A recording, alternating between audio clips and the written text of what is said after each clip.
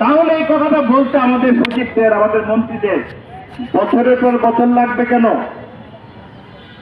কাজেই আমরা মনে করি দেশবাসী জাগ্রত হন, দেশবাসী জাগ্রত হন, আমাদের পাশে আসেন, আসেন একসাথে আওয়াজ করি। এই গরিব শুধু একা একা দাঁড়াবে কেন? এই গরিব একা দাঁড়াবে কেন? করোনার সময় দেখেছেন না, দেশে যখন করোনা হলো, একজনের কাছ থেকে আরেকজনের কাছে আপনার কি হয়? রোগ ছড়ায় যায়। এই যে রোগ ছড়ায়, আপনি কি পারবেন? আমার গরিব যদি আজকে মারা যায়, আজকে যদি রোগে ভোগে, তাহলে আপনাদেরও তো ভাই সমস্যা হবে। আপনারা বাঁচতে পারবেন? পারবেন নাকি?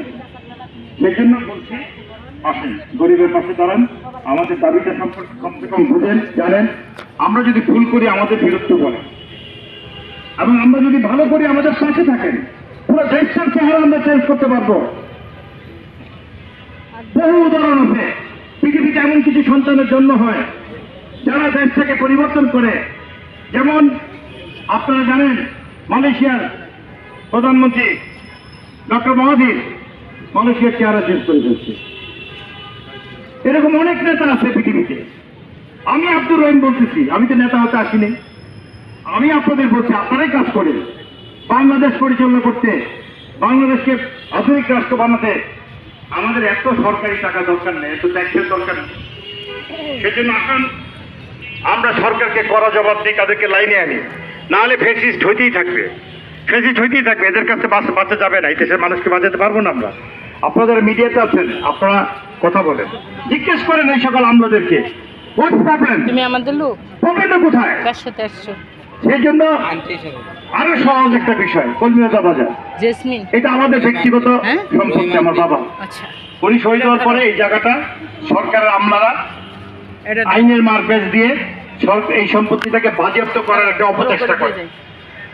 54-এর মতো মামলা দিয়ে মানুষকে হয়রান করে না, জেলখানে নেয়। এরকম সিভিল লতে একটা আইনের ধারা তারা ব্যবহার করে চেষ্টা করেছিল এই সম্পত্তিটাকে কিভাবে বাজেয়াপ্ত করা যায়। কেন? এই শহীদ আব্দুল কাদের এবং এই আব্দুর রহিমরা এমনই পরিবারের মানুষ, তারা জেগে উঠলে এই যে আমাদের দেশের যে রাজনীতির পথা দেখতেছেন, এটা ভেঙে চুরমার হয়ে যাবে। সেই জন্য তারা কি করলেন? আমাদের আয়ের জায়গা তারা লুটপাট করে আয়ের জায়গা থেকে তারা সম্পদটা দখল করলেন। আমাদের 119টা ঘর ছিল এখানে, লক্ষ লক্ষ টাকা আমরা ভাড়া পাইতাম, আমার পরিবার চলতো। তারা কিন্তু আমাকে স্বাধীনতার পরে এটা দখল করে নিলেন। এই দখল বাণিজ্য থেকে সরকার, স্বয়ং সরকার এখান থেকে বেরিয়ে আসতে বাংলাদেশের সুপ্রিম কোর্ট পর্যন্ত আমাকে মামলায় আইনের লড়াই করতে হয়েছে। এই দীর্ঘ পথ পাড়ি দিয়ে লড়াই করে আমি শুধু রায়ই পেয়েছি, আমার পক্ষে রায়ই পেয়েছি। ভাই এখন পর্যন্ত ক্ষতিপূরণটা পাই নাই। কোর্ট বলতেছে 2 মাসের মধ্যে ক্ষতিপূরণ আমাকে দেওয়ার জন্য, কিন্তু সরকার আমাকে দিচ্ছে না। ভাই আমি কি করতে পারি বলেন তো ভাই? এই গরিব দুঃখী মানুষ নিয়ে আমি যে বস্তিপুর উন্নয়ন করার জন্য যে কাজ করি, আমার টাকাটা আসে কোত্থেকে? আমার 5,000 টাকা। এই টাকার উৎসটা বন্ধ করে দিতে চায় তারা। আমি যেন টাকা না পাই, তাহলে কি হবে? গরিবের কাজ করতে পারবো না, গরিবের সাথে আমি হারিয়ে যাব। ঠিক এই 10 সালে কি করেছিল হাসিনা? আমার পরিবারকে এক কাপড়ে দেশ ছাড়া করেছিল। দেশে ঢুকলাম কেন? 2 বছর পর আমাকে প্রথমে গুম করা হয়েছিল, 12 সালে গুম করা হয়েছিল রাষ্ট্রীয়ভাবে। সেই গুমের পরে কি করলো? যখন দেখলো যে মানুষজন জেনে গেছে আমাকে গুম করে হজম করতে পারছে না, তখন 3 দিনের মাথায় আমাকে তারা পুলিশের কাছে দিল, আর আমার বিরুদ্ধে মিথ্যা মামলা শুরু করলো, চাঁদাবাজি, এইটা সেটা, আবর্জনা মামলা যা আছে, এরকম প্রায় 30টা মামলা আমাকে দিল এবং আমাকে জেলে রাখলো। দীর্ঘদিন জেলে থাকার পরে জেল থেকে বেরিয়ে এসে আমি আন্দোলন সংগ্রাম শুরু করলাম, করতেই থাকলাম। এখন ভাই আমার অপরাধটা কোথায়? আজকে ভূমি সচিব বলতেছে আপনার বিরুদ্ধে তো অভিযোগ আছে। আরে ভাই 30টা মামলা তো আমার দিচ্ছেন, আরো দেন না। আমি কার টাকা আত্মসাৎ করছি? আমি সরকার, আপনি কি আমাকে 1 টাকা দিচ্ছেন? আপনি কি 1 টাকা দিচ্ছেন? দেন নাই। আমি কি ব্যাংকের থেকে 1 টাকা নিয়ে আমি কি এই বাসন্তেক প্রজেক্ট বানাইছি? কোনো ব্যাংকের টাকা নাই। তাহলে আমি দুর্নীতিতে করলাম কাজটা। এই জন্য বলছি, এই শুয়ারের বাচ্চারা, আমি দুর্নীতি করলাম কাজটা। ওরা খুব সুন্দর করে বলে আপনার বিরুদ্ধে অভিযোগ আছে। আরে ভাই অভিযোগ তো থাকবেই। আমি এত সুন্দর প্রজেক্ট করতেছি, আপনার অভিযোগ আছে না? আপনি একটা বানায় দেখাইতেন হেডম থাকলে, এই 15 বছরে বানায় দেখাইতেন একটা হেডম থাকলে, এইটা তো পারলেন না বানাইতে। আপনি মানুষের মনোযোগ অন্যদিকে দিতে চায়, আমাকে দুর্নীতিবাজ বানায় অন্যদিকে মনোযোগ দিতে চায়। প্রিয় দেশবাসী, এই ফাইসালা আপনারা করবেন। যখন কেউ ভালো কিছু করতে চায় তাকে একটা কালিমা লাগায়া আপনাদের কাছ থেকে দূরে রাখতে চায়। আপনি জবাব চাইতে পারেন না, আমাকে গুম করলো কেন, এটা ইনকোয়ারি করা যায় না? আমাকে এক কাপড়ে বিদেশে পাঠাইছে কিনা, এটা ইনকোয়ারি করা যায় না? আমার যে বাগানটাকের সম্পত্তি বিএনপির নেতৃবৃন্দরা আওয়ামী লীগ থাকাকালীন সময়ে তারা আওয়ামী লীগের সাথে মিলে তারা আমার বাগান থেকে লুটপাট করে। এখন বর্তমানে আওয়ামী লীগের লোক ওখানে নাই, কিন্তু এখন আছে বিএনপির লোকজন, নেতারা, স্থানীয় বাসানটেক থানার নেতারা ওখানে আমার বাসানটেকের গরু, মুরগি, ছাগল, ভেড়া যা ছিল, যেগুলো আওয়ামী লীগ লুটপাট করার পরে যেগুলো ছিল ওগুলা লুটপাট করতেছে। আর এটা করার থেকে ভূমি মন্ত্রণালয় করাচ্ছে। আগে যে আমার বিরুদ্ধে 30টা মামলা দিয়েছিল, এটা কে করছিল? ভূমি মন্ত্রণালয় করাইছে। এখন যে লুটপাট করতেছে বিএনপির মাধ্যমে, কে করতেছে? ভূমি মন্ত্রণালয় করাচ্ছে। তাদের লাভ আছে, এই লুটপাটের টাকাটা তারা ভাগ করে খায়। এবং একদিনে দুই পাখি, তা বস্তি পুনর্বাসন হবে না, আরেকদিকে কি করতেছে? লুটপাট করে আমরা টাকা কামাচ্ছি। কার বাপের টাকা? আমার টাকা। আমার টাকা লুটপাট করে খাচ্ছে, এই কথা বলাও যাবে না। এখন তারপরে কি করলো তারা? এখন বিএনপির নেতারা এই যে এই সরকার আসার পরে প্রধান উপদেষ্টা 4টা মন্ত্রণালয়কে বলছে 8টা বিষয়ে সমাধান করার জন্য লিখিতভাবে। তার মধ্যে এই যে 2টা বিষয় নিয়ে আমরা আন্দোলন সংগ্রাম করছি না, বস্তি পুনর্বাসন, যা যা বললাম, কর্মীরত ক্ষতিপূরণ, প্রধান উপদেষ্টা এইটা তার দপ্তর থেকে লিখিতভাবে সমাধান করার জন্য এই 2টা সহ আরো 6টা উনি চিঠি দিয়েছিলেন 4টা মন্ত্রণালয়কে। তার ধারাবাহিকতায় ভূমি মন্ত্রণালয় 7 সদস্যের একটা কমিটি গঠন করেছিলেন। আজ থেকে 9 মাস আগে, 9 মাস আগে একটা কমিটি গঠন করেছে। সেই কমিটি 3 মাসের মধ্যে রিপোর্ট দিবে, ব্যবস্থা করবে। ভাই, 3 মাসের মধ্যে রিপোর্ট দিবে, এটা আজকে 9 মাস হইতেছে, পার হয়ে যেতেছে, রিপোর্ট দেয় নেই। তাদের নাকি আরো সময় লাগবে। ভাই, চুক্তি বাতিলটা বৈধ কি অবৈধ হাসিনা করে গেছে, এইটা সিদ্ধান্ত নিতে তাদের আরো নাকি 9 মাস লাগবে।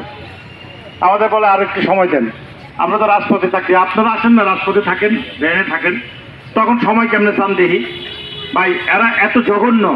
সেজন্য আমরা আজকে যে কর্মীরতার ক্ষতিপূরণ পাচ্ছি না, এটা মীমাংসিত বিষয়। বাসানটেকের 7 সদস্যের কমিটি করা আছে, সেটার ব্যবস্থা তারা করছে না, 3 মাসের মধ্যে রিপোর্ট দেয় নাই, এটাও মীমাংসিত বিষয়। আমার বস্তিবাসীরা, একটা বস্তিবাসী পুনর্বাসন হচ্ছে না। আমরা তো সারা বাংলাদেশের বস্তি পুনর্বাসন করতে চাই, সক্ষম। তাহলে আজকের এই যৌক্তিক আন্দোলনটাকে পুলিশ দিয়ে, তাদের মাস্তান দিয়ে এবং বিএনপির নেতৃবৃন্দরা এই ভূমি মন্ত্রীকে এবং ভূমি উপদেষ্টা এবং ভূমি সচিবকে তারা ব্যবহার করছে।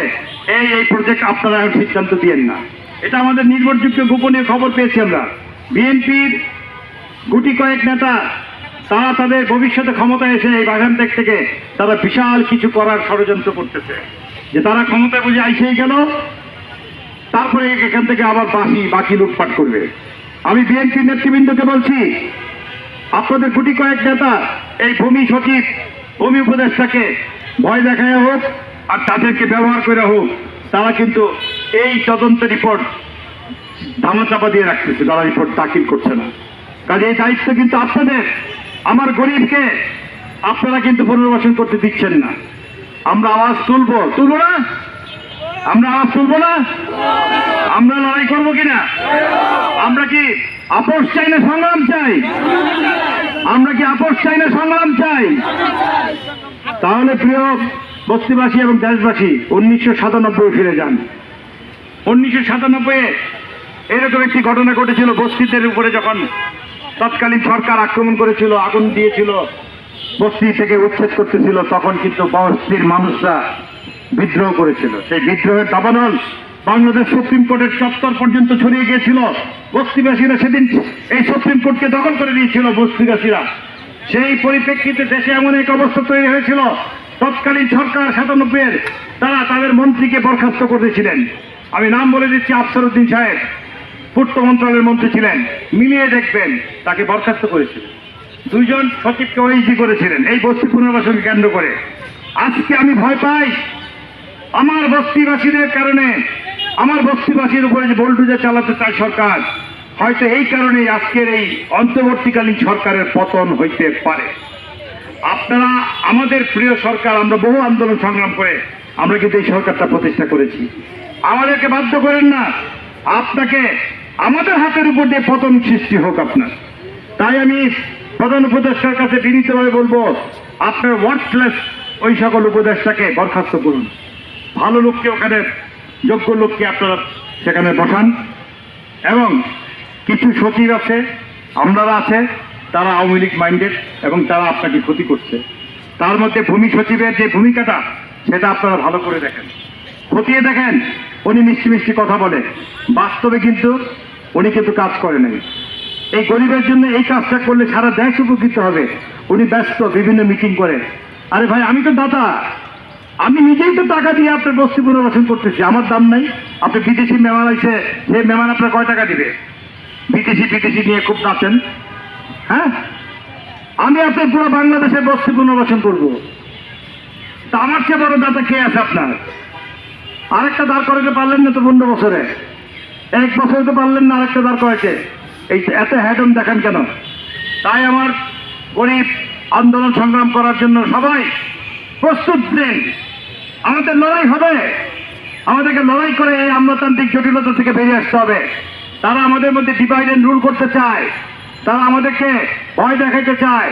আমরা বারবার প্রমাণ করেছি বিকোপ বুকের রক্ত দিয়ে যে আমরা তোমাদের চক্ষু এই লাল করাকে ভয় পাই না। সেই জন্য আজকে আমরা এখানে আসছি। আমি আল্লাহর নামে শপথ করে বলতেছি, এখন আমরা শপথ অনুষ্ঠান নিচ্ছি। আপনারা আমার সাথে সাথে বলবেন, হে আল্লাহ, বুকে হাত দেন, হে আল্লাহ, এই দেশের অগণিত মানুষ, মানুষের কল্যাণের জন্য, মানুষের উন্নতির জন্য জীবন দিয়েছেন। অনেকে আহত হয়ে হসপিটালে কাতরাচ্ছেন। আগামীতে লড়াই সংগ্রামে আমাদের আরো অনেক আত্মত্যাগ করতে হবে। আমাদের ছাত্র সমাজ কোনোদিন পিছিয়ে ছিলেন না, আমাদের শ্রমিক জনতা তারাও পিছিয়ে ছিলেন না।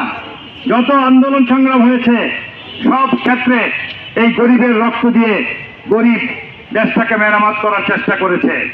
আমরাও করব, আমাদের বাকি রক্ত দিয়ে আমরাও দেশটাকে রক্ষা করতে আমরা জীবন দরকার হয় দিব। কিন্তু আমরা এই লড়াইকে চালিয়ে যাব। আপনারা কি বলতেছেন? আমরা এই লড়াইটা চালিয়ে যাব। আমরা কোনো শক্তির কাছে মাথা নত করব না।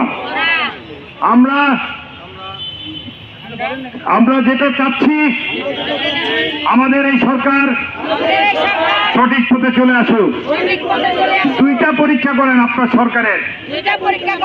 একটা হচ্ছে বস্তি পুনর্বাসনে আপনার মনের অবস্থা কি, আপনি কি চান না চান না? যদি আপনি সরকার চান, তাহলে আপনার ব্যবহারে সেটা ফুটে উঠবে।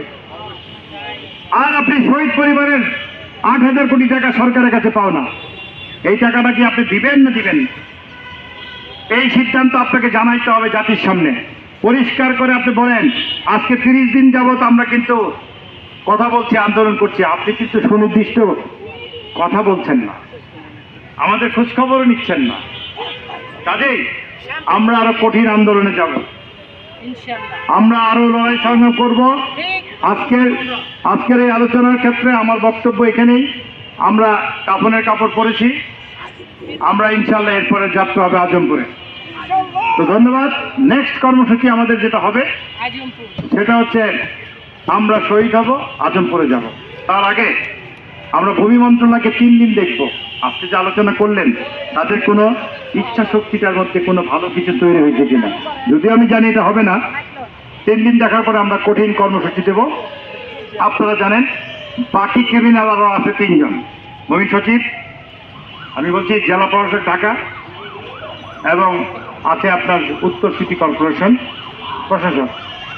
আমরা এই 3 জনের বাসভবন আমরা ঘেরাও কর্মসূচির আওতায় থাকবে। আমরা 3 তারিখ আপনাদেরকে জানিয়ে দেব।